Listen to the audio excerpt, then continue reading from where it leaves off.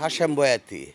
এই যে আমার এক মার সঙ্গে কথা বললাম, উনি এই সাধু সম্বন্ধে জানেন, বলতেছে যে উনি সুরেন্দ্র সাধু, তাদেরকে আপনার শ্মশান কলায় নিছে না, এখানেই গুরুস্থান করছে। আর হেইডি কার? মা বাপ মা বাবা বাবা। আর হেইডি ছোটো ছোটো লেডি হয়েছে 22 টাকার। বাইশতারার, এরা সবাই দেওয়া যায় এখানে আপনার গুরুস্থান হয়েছে।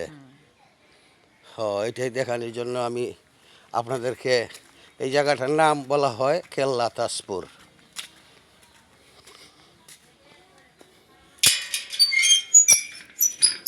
দেখেন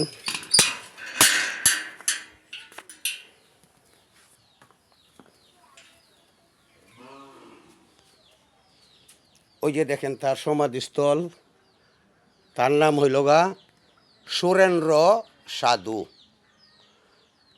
হিন্দু ভদ্রলোকরা তো আপনার শ্মশান খোলায় নেওয়া হয়, তারা মৃত্যুর পর এখানে সমাধি হয়েছে।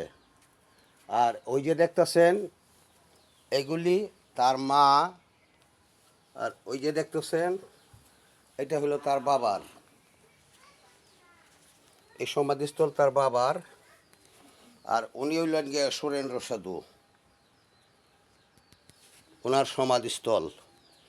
হে দয়াময়, হে করুণাময়, হে ঈশ্বর, হে ভগবান, তুমি জানো সুরেন্দ্র সাধুর মনের কবর, আর জানে তার গোবিন্দ, আমরা কিছুই জানি না।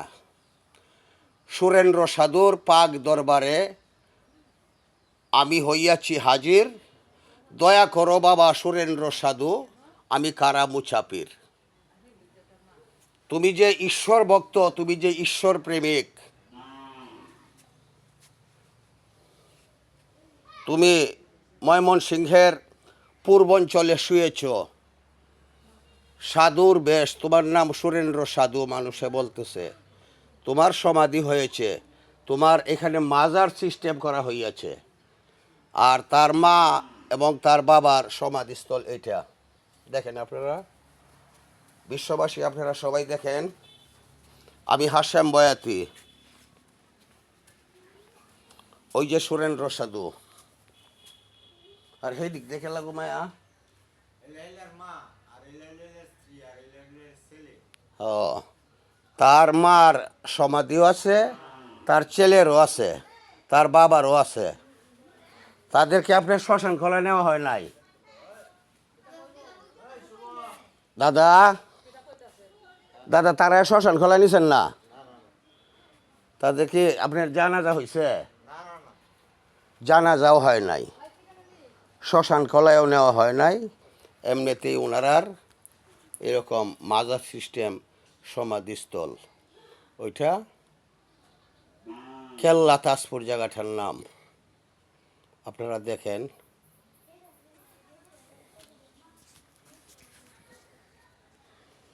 আমি সুরেন্দ্র সাধুর পাক দরবারে হয়েছি হাজির, দয়া করো বাবা সুরেন্দ্র সাধু, আমি কারা মুছাপির।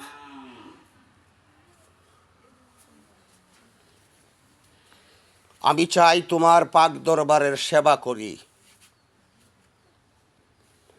পাক দরবারের সেবা করি, সাধু বাবা তুমি যদি হও আমারই, আমি চাহি না দুনিয়াদারি, বানাও হে ফকির, সাধু বাবা তোমার দরবারে আমি হইয়াছি হাজির। ভক্তিহীনে গাহি যে গান, ভক্তিহীনে গাহি যে গান, আল্লাহ রাসুল ছাড়া তো নাই কোনো আসান। তুমি কোন প্রেমের প্রেমিক, জানে তোমার মন আর জানে তোমার গোবিন্দ।